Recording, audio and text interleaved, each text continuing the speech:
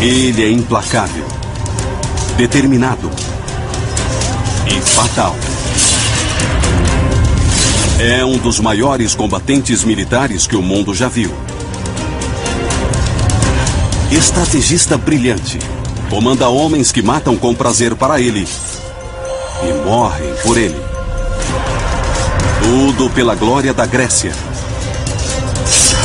Ele é Alexandre, o Grande. No 4º século a.C., Alexandre dominava mais da metade do mundo. Mas não era suficiente. Ele queria mais. Ávido para expandir seu império, Alexandre anseia por uma nova conquista. A Índia. Tudo o que impede o líder grego são 2 rios imensos e 750 mil soldados indianos.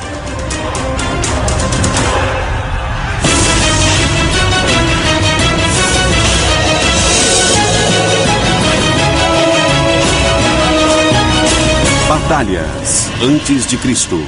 Alexandre, o Senhor da Guerra. 331 anos antes de Cristo. Batalha de Gaugamela. Cerca de 50 mil gregos lutam contra seus eternos inimigos, os persas. Por centenas de anos, essas 2 superpotências derramaram sangue em batalhas.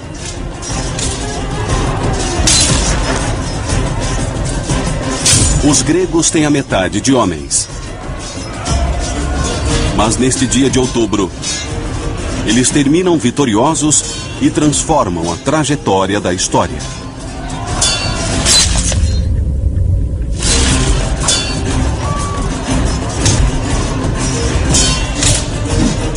Graças à brilhante tática do comandante de 25 anos, Alexandre, o Grande. Agora é a sua hora. Alexandre tem uma espécie de aura maior que ele. Ele é bonito, musculoso e extremamente carismático. Suas tropas praticamente o idolatravam. Em menos de 5 anos, ele conseguiu organizar um grande plano estratégico na Grécia para invadir a Pérsia e destruir o Império Persa. Em 5 anos, ele conseguiu eliminar a oposição e finalmente foi capaz de forçar uma batalha terrível, onde hoje fica o Iraque, na Batalha de Gaugamela. Ele destruiu os últimos remanescentes do exército persa e, pela conquista, virou o imperador de toda a Pérsia. Há quem diga que a genética de Alexandre justifica sua grandiosidade. Acreditam que ele seja descendente de Hércules pelo lado do pai e de Aquiles pelo lado da mãe. Agora o império de Alexandre se estende da Grécia para o Egito, até o atual Afeganistão. Um dos maiores impérios do mundo. Mas o apetite de Alexandre pelo poder e glória é insaciável.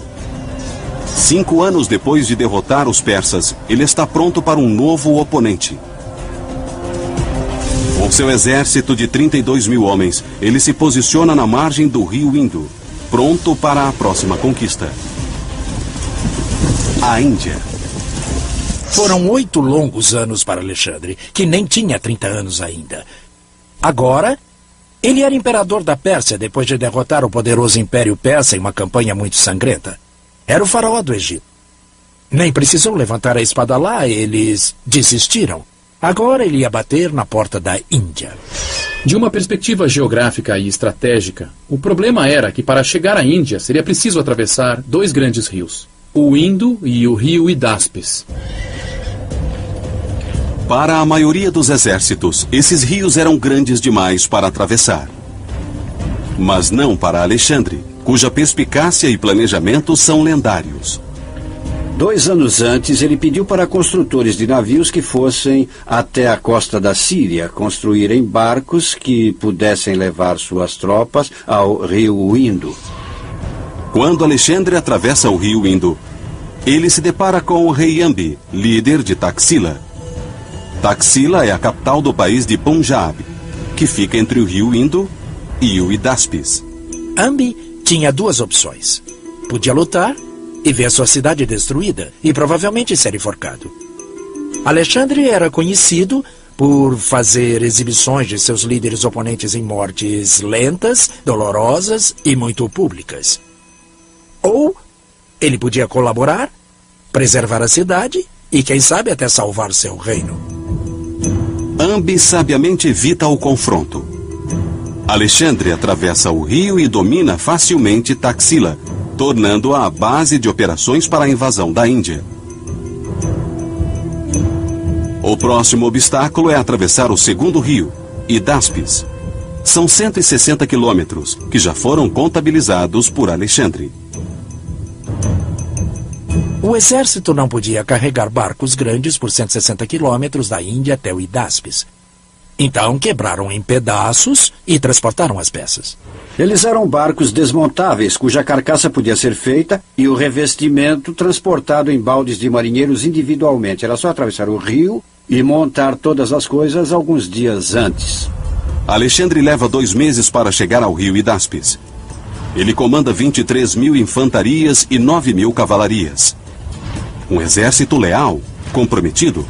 Muitos estavam com Alexandre desde o início, atraídos pelo poder de sua personalidade e sonhos de glória. Eles lutavam por honra e glória individuais. Todos os seus mitos eram de grandes guerreiros, desde Agamenon 1000 anos antes até Aquiles, Hércules. Todos eles foram grandes guerreiros. Conseguiram tudo porque eram grandes guerreiros. Então, essencialmente, ser um herói para o Alexandre, ser um guerreiro profissional, buscando sempre mais e mais glória, acho que psicologicamente isso virou seu ideal de vida. O adversário de Alexandre do outro lado do rio Hidáspes é um guerreiro igualmente orgulhoso e valente. O rei Porus, de Paurava. Porus vem de uma geração de reis guerreiros. Com 1,80 m de altura, Porus é gigante para os padrões do 4º século a.C. Em seu estilo de praxe, Alexandre I tentou a conquista diplomática. Ele convidou Porus para uma reunião. Alexandre estava praticamente oferecendo uma chance de evitar a destruição, se ele prestasse tributo e repassasse o trono pacificamente. Porus não só se recusa a se render, mas também desafia o lendário Alexandre o Grande para lutar. Ele diz: sim, eu vou te encontrar, no campo de batalha. Porus está preparado para defender seu reino a qualquer custo. Porus tinha sob seu comando cerca de 30.000 tropas de infantaria, 2.000 cavalarias e 300 carruagens. Mas ele tinha uma coisa que nem Alexandre nem os gregos tinham visto antes. Ele tinha 200 elefantes prontos para a batalha.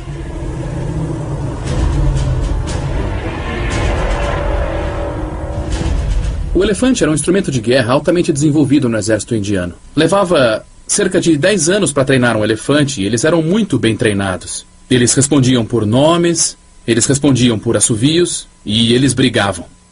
Então, vamos imaginar o que estava acontecendo. Nós tínhamos o Porus na margem oriental do rio Hidáspes, pronto para combater a travessia de Alexandre. Na margem ocidental, o exército de Alexandre. E entre eles, temos um rio bastante largo, bem profundo e muito agitado, o rio Hidáspes. Alexandre estava diante de um grande desafio. Como atravessar o rio com seu exército de 32.000 homens, mantendo o elemento crítico da surpresa? Mas como? Bom, se ele passasse embaixo do nariz de Porus, suas tropas seriam mortas. O exército indiano facilmente os pegaria com as flechas no meio do rio. Ou então, quando chegassem à margem. Alexandre precisava de um plano tático e colocou em movimento o que se tornaria uma brincadeira incrível de gato e rato com Porus. Na dúvida, disfarce e engane. Ele começou com o simples ato de pedir trigo para suas linhas de suprimentos. Carregamentos de trigo começaram a chegar. O motivo disso é psicológico. Era fim da primavera, início de verão. A gente conclui que eles não tinham intenção de atravessar antes de mudar a estação, quando o rio estaria corrente e a profundidade reduzida. Agora que Porus estava convencido de que a guerra não aconteceria tão cedo, Alexandre mobiliza seus homens. A segunda decepção foi começar a deslocar os elementos do seu exército, a maioria da cavalaria, mas algumas infantarias tinham que marchar na margem do rio, para cima, para baixo, para cima, para baixo. Inicialmente, O que isso indica, se você fosse o Porus? Que ele está buscando um local para atravessar. Ele podia agir mais tarde, mas estava procurando um lugar para atravessar. Isso é bom. Você descobre onde ele vai atravessar e depois vai posicionar suas forças contra ele. Então Porus puxou o exército e começou a seguir o Alexandre na margem oposta. Porus espelha seu exército todo no movimento das tropas gregas. Isso dura 1 a 2 semanas. E Alexandre sempre volta para o campo até Porus concluir que isso era inútil. Sabe, ele podia estar procurando um ponto para atravessar, mas não tinha por que movimentar o exército todo para cima e para baixo. Então, em vez de fazer isso, Porus instala piquetes do outro lado do rio. É exatamente o que Alexandre quer. Em seguida, ele ordena que seus homens iniciem o segundo passo de seu plano bem magistrado. A missão deles, lançar fogo, fazer barulho e chamar a atenção dos outros toda a noite. O que Alexandre faz, de novo, é condicionar o exército de Porus ao barulho na margem do rio.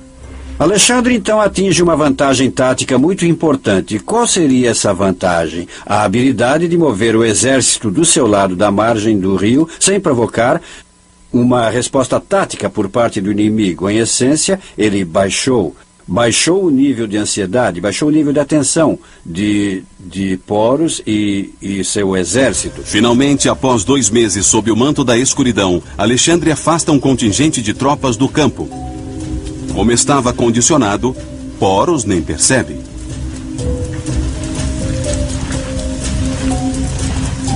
Alexandre nunca quis esperar para atravessar o rio. Tudo o que ele fez até esse ponto foi criar um cenário para atravessar o rio sem alertar os indianos. E, por isso, ele ganhou vantagem tática. É completamente brilhante. Ele já sabia exatamente onde atravessar e faria isso naquela noite.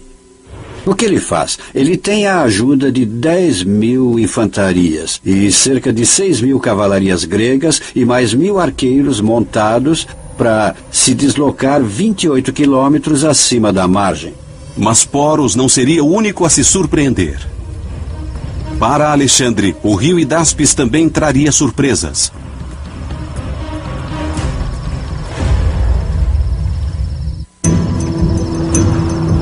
Meia-noite, 326 anos antes de Cristo. Alexandre o Grande está prestes a atravessar um rio na Índia com 20.000 soldados. Uma surpresa que levou 2 meses.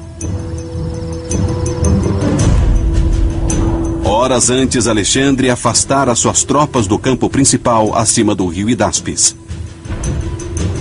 É aqui onde eles vão atravessar. O exército de Alexandre é uma máquina de combates bastante experiente. Durante a maior parte da década, eles inovaram cada batalha militar. Um dos maiores desafios fora 3 anos antes, contra os nômades da Ásia Central.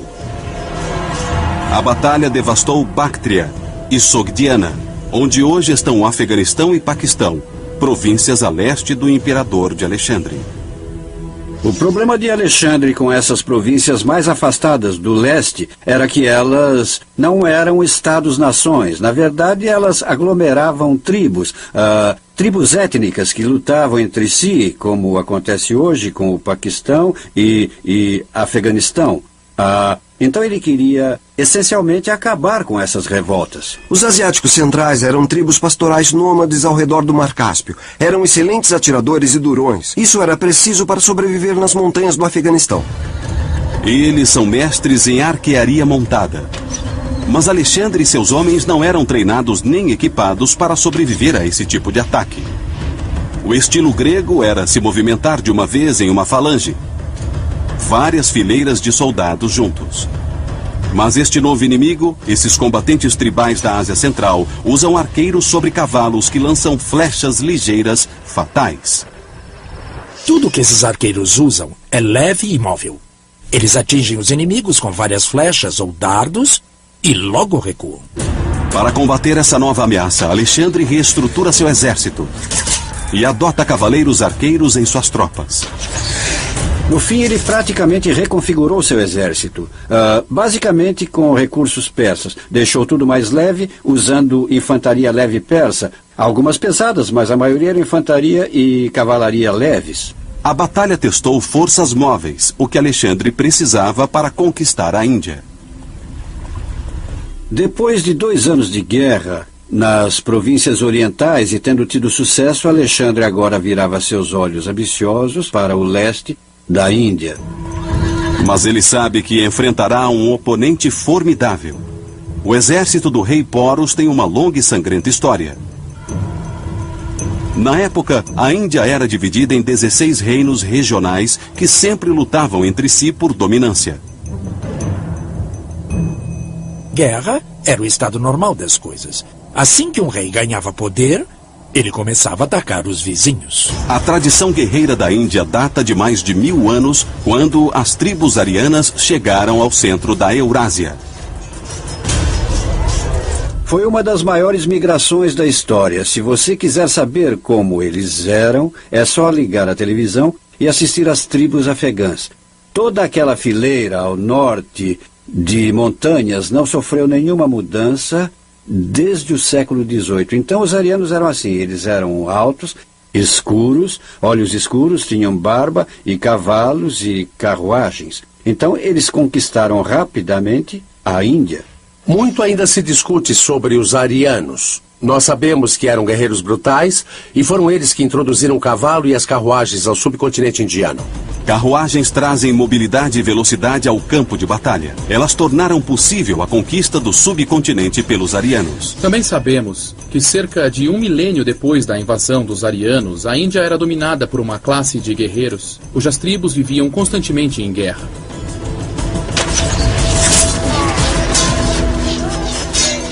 A Índia tinha muito ouro e depósitos de metais. Eles tinham recursos e habilidades para produzir armas sofisticadas como qualquer outro exército. No Ramayana, um épico indiano dos primeiros séculos antes de Cristo, o vilão, Ravana, é visto carregando 18 armas diferentes em suas múltiplas mãos. Ele tem um dardo, uma espada, 3 tipos diferentes de machados. Ele tem de tudo. Esse arsenal representa o que vários exércitos indianos normalmente usavam naquela época. Os reinos antigos da Índia realmente aperfeiçoaram a arte da guerra. Uma arte que Porus dominava. Agora ele aguarda para defender a Índia contra seu mais novo invasor, Alexandre. Porus acredita que ele ainda tem tempo para descobrir quando Alexandre atravessará o rio. Mas está enganado. Alexandre está atravessando o rio agora, 27 quilômetros acima.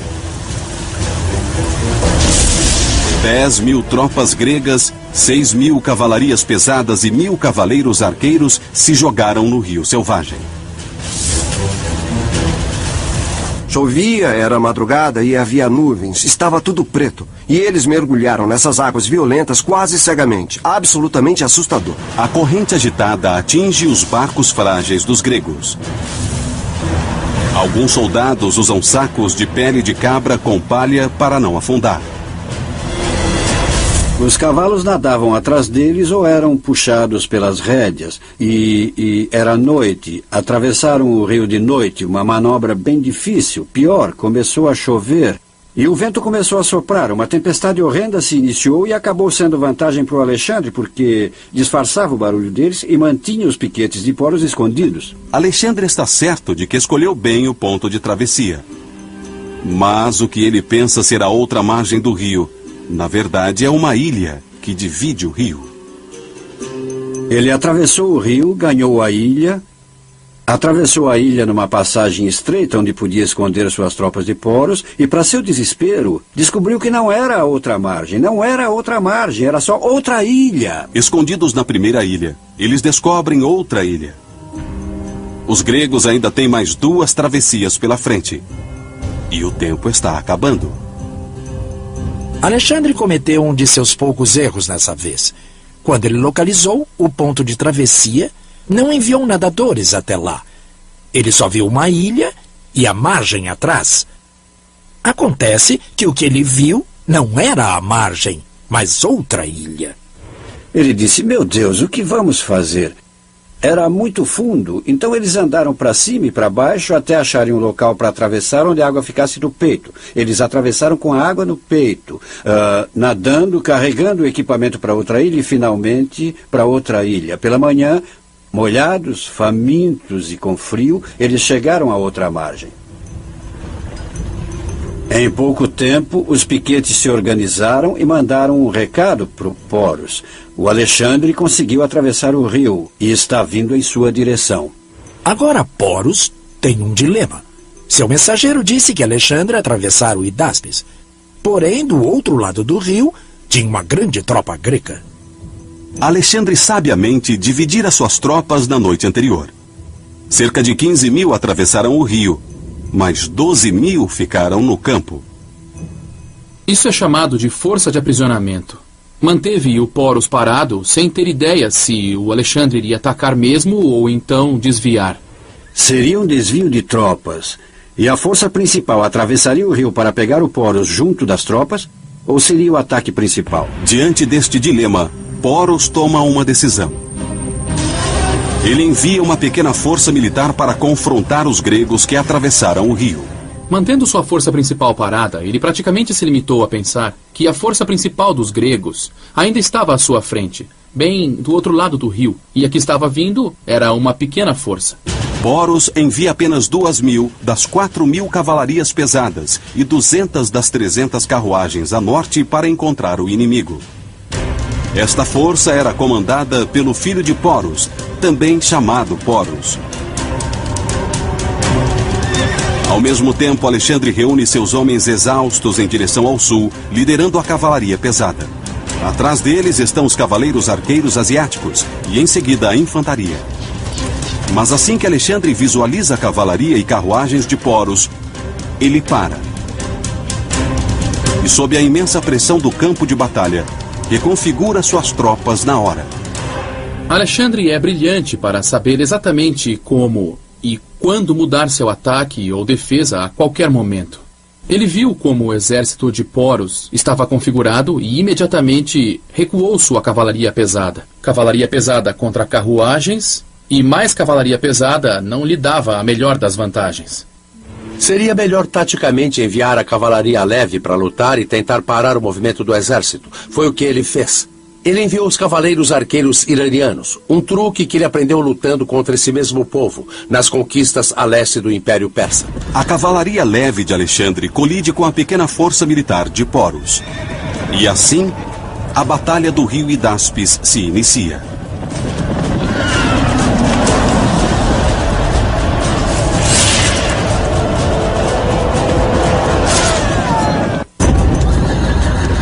"326 anos antes de Cristo, a Batalha do Rio Hidáspes, uma das mais brutais da história, começou.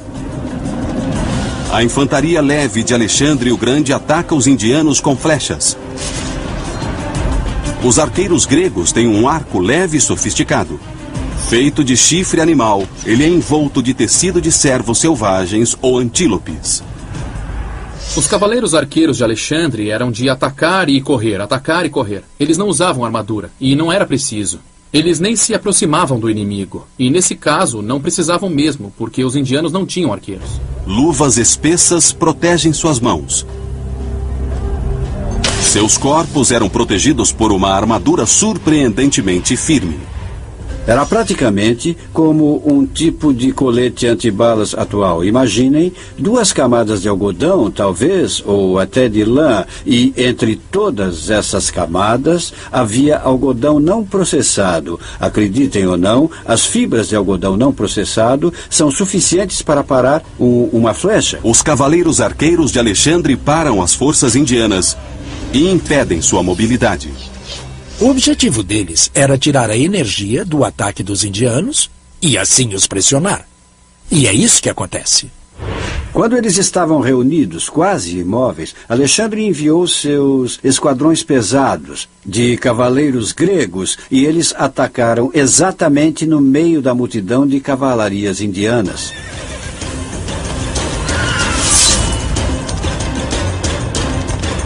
O copes foi criado para abate. Ele tem uma lâmina inclinada para dar o máximo de impacto em um ataque por baixo.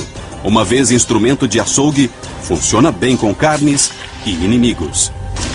Os arqueiros indianos lançam uma torrente de flechas contra as tropas de Alexandre. Mas um pequeno escudo de madeira, coberto de bronze, protege as tropas gregas. As flechas indianas cumprem seu papel, mas as condições do campo de batalha favorecem Alexandre. A chuva do dia anterior transformou o campo de batalha em pura lama. As carruagens pesadas não conseguiam manobrar suas rodas de ferro. São totalmente inúteis na lama. Os indianos estão em menor número e menos equipados. Cerca de 500 cavaleiros indianos são mortos.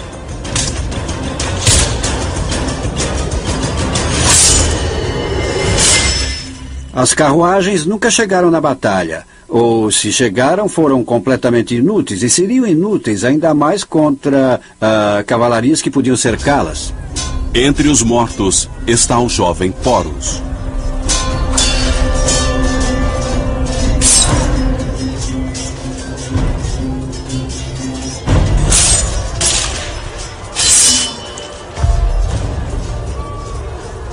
Então Alexandre basicamente destruiu e tirou de cena aquela força de reconhecimento que o Porus havia mandado.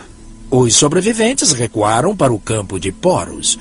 Eles contaram que seu filho estava morto e que Alexandre estava liderando as tropas principais. E que estavam a caminho. Agora, Porus entende que o contingente grego do outro lado do rio era apenas uma força fixa para paralisá-lo. Nesse momento, Porus faz o seguinte. Ele ainda corre o risco de um ataque pelo rio. Então, ele deixa uma retaguarda ali para se defender do ataque, caso ele aconteça. Então, ele tira o resto do exército do campo e começa a se deslocar para cima, ao encontro de Alexandre. 3 horas depois, eles param em um certo ponto. O que a gente sabe através dos livros é que Porus posicionou seu exército no primeiro lugar em que viu chão firme. Por que ele queria chão firme? Por 2 motivos. Primeiro, tinha 200 carruagens a seu dispor. Segundo, os elefantes. Elefantes são pesados e não podem escorregar no campo de batalha. Porus posiciona seu exército. Poucos quilômetros ao norte, Alexandre pede reforço. Antes de atravessar o rio, além de dividir suas forças, Alexandre também posicionará uma força reserva entre o campo principal e o ponto de travessia. Então ele não tinha dividido o exército em 2 na noite anterior. Ele tinha dividido em 3 forças. E essa reserva de cerca de 4.500 infantarias e 3.000 cavalarias são tropas dispostas. Eles tinham dormido, tinham marchado metade do percurso da tropa principal e não tinham visto o combate ainda. Os reforços atravessam o rio e se unem ao contingente de Alexandre. Então agora sabemos o tamanho da força das tropas de Alexandre. Algo aproximado a 8.000 cavalarias e algo aproximado a 15 ou 16 mil infantarias. Mas os homens de Alexandre estão muito dispersos. A cavalaria está à frente, com as tropas exaustas horas atrás. Quando o Alexandre se aproxima do campo de batalha e nesse momento vê o exército de Porus, ele está numa situação em que precisa retardar a batalha. Como fazer isso? Ele pega seus cavaleiros arqueiros iranianos e os joga para frente. E eles começam a subir e descer o percurso atirando flechas.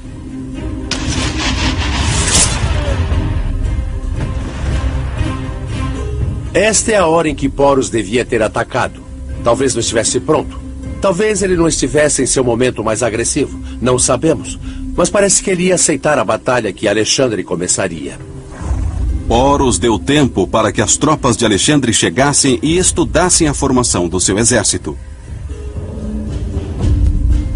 À frente, uma fileira de 200 elefantes de guerra. Atrás dos elefantes, uma fileira ainda maior de 30.000 tropas. E em cada ponta, uma brigada de 1.000 cavalarias para proteger os flancos.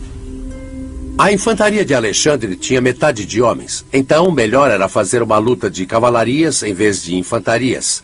Tem um problema. Elefantes.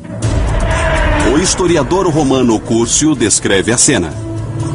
As bestas estavam posicionadas entre fileiras de homens armados, a uma distância gigantesca, enquanto o próprio Porus quase excedia o tamanho da estatura humana.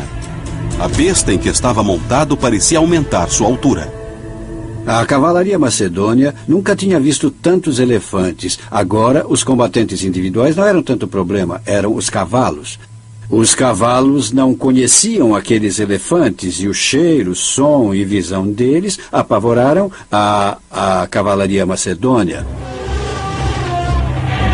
Alexandre precisa rever seu plano tático para usar a cavalaria efetivamente.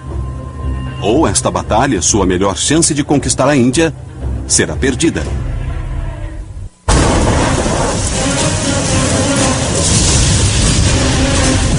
Alexandre concluiu a difícil missão de atravessar o rio Hidáspes.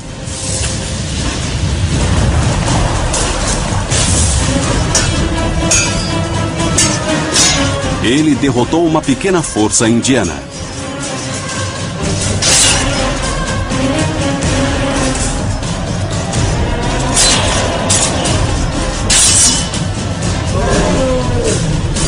E agora ele está prestes a atacar todo o exército indiano. A infantaria indiana era 2 vezes maior que a grega. Alexandre sabia que seu diferencial era a cavalaria 4 vezes maior que a de Poros. Então agora o jogo era como lutar uma guerra que não é a da infantaria.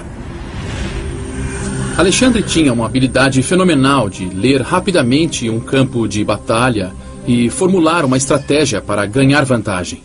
Alexandre posiciona seu esquadrão de 4.000 cavalarias na direção do flanco esquerdo de Poros. Poros tem apenas 2.000 cavalarias. 1.000 em cada ala. Poros ordena que sua cavalaria à direita troque de posição e fique atrás da linha de combate para reforçar a ala esquerda.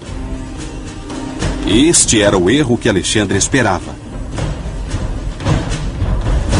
Agora Alexandre pede para que Quenos, um dos seus comandantes de 2.000 cavalarias que se direcionavam para o flanco esquerdo de Poros, troquem de direção e ataquem o lado direito, indefeso.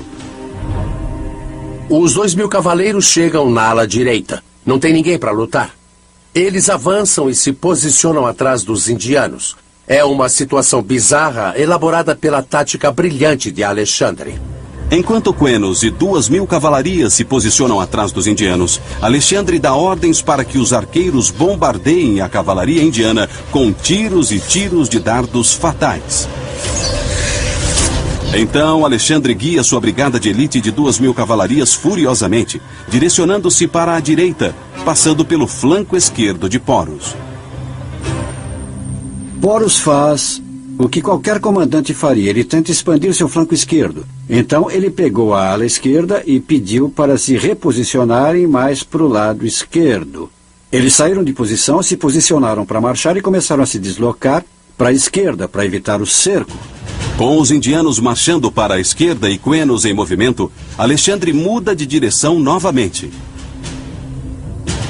Em vez de envolver o flanco esquerdo de Poros, de repente, ele vira para dentro e corta a ponta esquerda do corpo principal do exército. Ao mesmo tempo, Quenos, que havia percorrido todo o campo de batalha, chega onde chamamos de centro de gravidade, ou o ponto crítico da batalha. E, bang, ataca a ala esquerda do exército de Poros. Agora, Poros está exatamente onde Alexandre queria. Sua ala esquerda está rachada, a cavalaria destruída. O Alexandre sempre parecia, em qualquer batalha que lutava, ele sempre parecia estar no ponto crucial, onde a tática mudava. O ponto crucial, onde em vez de ir para fora, vinha para dentro. Onde atravessava a lacuna, em vez de ir por fora. Como fazer isso e, ao mesmo tempo, auxiliar seus homens, é um talento raro. Agora Alexandre desloca sua infantaria pesada contra o meio do exército. Mas Poros não desiste. Ele manda os arqueiros atacarem. O arco indiano tem 2 metros de bambu forte e flexível. Para estendê-lo totalmente, o arqueiro deve firmá-lo no chão e segurar com o pé. O tamanho enorme resulta em uma força inigualável. As flechas com ossos afiados ou pontas de metal podem perfurar qualquer armadura. Mas devido ao tempo, os arcos são ineficazes. Choveu na noite anterior. E todos aqueles milhares de cavalos, homens e elefantes deixaram o chão lamacento. O exército indiano não tinha costume de lutar em épocas de chuva. Os arqueiros não conseguiam prender as flechas. Azar de Poros. Ele perdeu uma de suas armas mais poderosas. Com a ala esquerda destruída, o exército de Poros fica reduzido à infantaria, aos elefantes treinados para a guerra e arqueiros. Não era só lutar contra o elefante. Em cima dele havia o que chamavam de Howdah, que era um arqueiro. Eles tinham um esquadrão de 13 tropas em volta, da mesma forma que usamos tropas para proteger tanques hoje. Mas os elefantes têm um ponto fraco: os olhos. A infantaria grega tenta atingir seu alvo. Imagine o que acontece se um elefante é atingido no olho. Ele vai à loucura. O elefante é um animal muito grande. Em meio ao caos, Alexandre ataca o centro do grupo e aniquila o flanco. Apesar de encurralado pelos dois lados, Poros persiste. O exército começa a se desmoronar sozinho, num grupo gigante de 10, 12 mil homens, animais, carruagens, burros, cavalos. Eles não podiam se mexer. E a infantaria não parava de pressionar. A cavalaria pressionava pelos lados. Nesse tipo de batalha, se não houver espaço aberto, não dá para ter casualidades. Mas se você fecha o combate, fica terrivelmente perigoso, porque não dá para se mexer. Não dá nem para fugir. O problema nessa batalha é que não dava para fugir. Combate brutal de homem para homem. Animais em pedaços. A batalha de Hidáspes acaba em um massacre violento.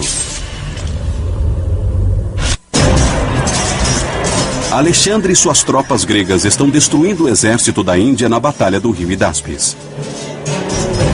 Alexandre manda o restante da sua cavalaria girar em círculos ao redor daquela massa de homens apavorados. O exército de Poros é pego em uma armadilha. É impossível se mexer. 10 mil seres humanos pressionados por outros 8 mil seres humanos num caldeirão de massacre.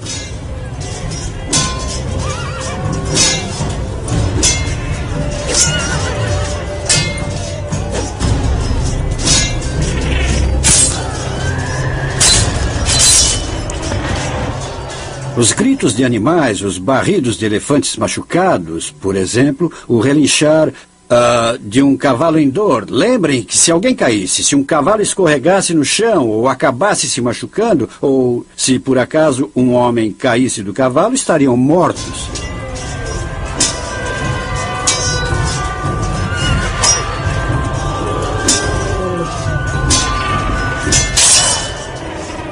Seres humanos foram esfaqueados e golpeados, barulho, gritos, e o campo de batalha rapidamente ficou coberto de sangue, entranhas e pedaços de carne humana.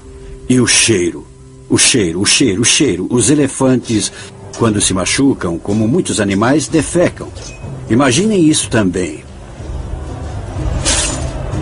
O barulho e o cheiro e o terror humano eram completamente terríveis.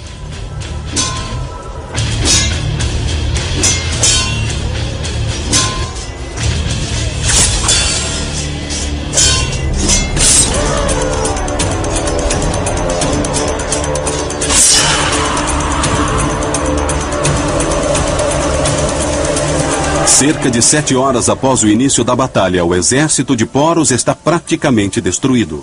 Mas Poros sobrevive. Não foram completamente destruídos, mas provavelmente 3/4 do exército foi morto. O próprio Poros estava bastante machucado, mas continuou a lutar. Alexandre admira a coragem e determinação de Poros em continuar a lutar diante da derrota certa. Alexandre reconhece em Poros um espírito guerreiro familiar. Ele não queria matar o homem que aprendeu a respeitar. Então ele envia um mensageiro para pedir uma reunião. O historiador grego Arriano lembra a conversa. Alexandre foi o primeiro a falar. Ele disse: "O que acha que devo fazer com você?" "Trate-me como um rei", Poros respondeu. Alexandre fica tão impressionado com a dignidade e compostura de Poros que decide deixá-lo como rei e manter seus territórios e súditos. No final das contas, Alexandre, na Batalha do Rio Hidáspes, mostrou sua tática brilhante. Era um cara que lia o campo de batalha. Ele tinha o que Napoleão gostava de chamar de coup d'œil, ou golpe de visão. Olhando o terreno, observando a posição das forças, ele é capaz de organizar rapidamente, nesse caso, um plano tático para sua própria vantagem. Com a vitória em Hidáspes, Alexandre o Grande deu seu primeiro passo na fronteira da Índia. Mas também é seu último. Conforme ele avança no país, vários estados aglomeram suas tropas e se unem contra o invasor. Na próxima batalha, Alexandre é confrontado por 300.000 tropas indianas. Na tentativa de conquistar a Índia, ficamos com a sensação de que a análise de inteligência estratégica de Alexandre não foi tão boa quanto no passado, porque qualquer visão razoável do que acontecia na Índia na época nos levaria à conclusão de que seria uma missão militar quase impossível para um exército pequeno de gregos. Agora, os homens de Alexandre percebem que o objetivo de seu líder se tornou uma missão suicida. Eles têm lutado arduamente e a revolta está no ar. Ele tentou convencê-los a continuar. Ele era inspirador, suas tropas eram leais, mas elas não aguentavam mais. Alexandre, em constante harmonia com seus homens, acaba cedendo à vontade das tropas e se direciona ao sul, de volta à Babilônia, onde hoje fica o Iraque. Mas sua aventura no Oriente pode ter lhe custado a vida. O mais provável é que ele tenha morrido de malária na Babilônia. Segundo a história diz, ou ao menos os livros dizem, porque ele era considerado o faraó do Egito. O corpo dele foi enviado ao Egito, onde foi embalsamado e colocado em um caixão de cristal. Alexandre o Grande, um dos estrategistas militares mais brilhantes da história, morreu aos 33 anos. O conquistador da maior parte do mundo de hoje. Sua história e liderança continuaram a inspirar grandes militares da história. Durante a Primeira Guerra do Golfo de 91, o general Norman Schwarzkopf destacou uma página do livro de Alexandre o Grande sobre suas estratégias militares. Com Alexandre, o general Norman essencialmente simulou um ataque principal nas forças do Iraque que ocupavam Kuwait no sul. Mas suas tropas principais, tanques modernos, cavalarias pesadas, se deslocaram centenas de quilômetros a oeste, até o flanco direito dos iraquianos. É a estratégia de Alexandre, destruir totalmente o exército iraquiano. A guerra da Operação Tempestade do Deserto terminou em 100 horas. Essa foi uma ação de cerco de sucesso, da qual o Alexandre teria muito orgulho. Alexandre o Grande lutou por mais de 11 anos e 30.000 quilômetros, sem nunca perder uma batalha. Ainda assim, ele não parecia satisfeito. É uma das questões históricas mais interessantes ter atingido todos os objetivos estratégicos que ele queria, com todas as chances, aliás. Por que Alexandre continuava querendo cada vez mais? Porque nunca bastava. Acho que ele é um personagem muito curioso psicologicamente, mas basicamente ele é um grego tradicional. Quando olhamos a história da Grécia, soldados gregos não lutavam por razões estratégicas ou objetivos políticos. Isso vem muito tempo depois, porque não fazia sentido ser grego. Não havia uma nação grega, por assim dizer. Mas por que eles lutavam? Eles lutavam por honra e glória individuais. Um criador de impérios com uma sede insaciável de glória. Alexandre disseminou a cultura grega pelo mundo e morreu desejando outras conquistas.